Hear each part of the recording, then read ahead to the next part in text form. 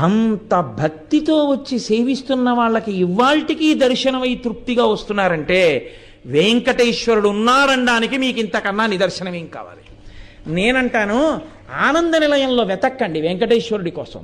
వెంకటాచల క్షేత్రంలో ఉన్న సామాన్యుడు తృప్తితో వెళ్ళిపోతున్నటువంటి ఆనందంలో మీకు వెంకటేశ్వరుడు కనబడతాడు. అక్కడున్నాడు. అందుకే స్వామి నటించుచుండు ఈ శైలమందు అన్నారు. ఆ పర్వతం అంతటి మీద ఆయన నర్తిస్తూ ఉంటాడు. ఆ పర్వతమేమి నమ్ముకున్నటువంటి వాడి ప్రతి ఇంటిలో, ప్రతి వాడి గుండెలో, వాడి ముందు, వాడి వెనక, వాడి పక్కన స్వామి నిలబడి ఉంటారు. ఆనాటి నుండి ఈనాటి వరకు వెంకటేశ్వరానుగ్రహము అన్న మాటకు అర్థం, ఏమీ నాకు తెలియదు స్వామి అని చెప్పినటువంటి వాడిని ఆయన అనుగ్రహిస్తాడు. నాకు ఇది తెలుసు అనుకున్నవాడినో, నేను ఇంత గొప్పవాడిని అనుకున్నవాడినో ఆయన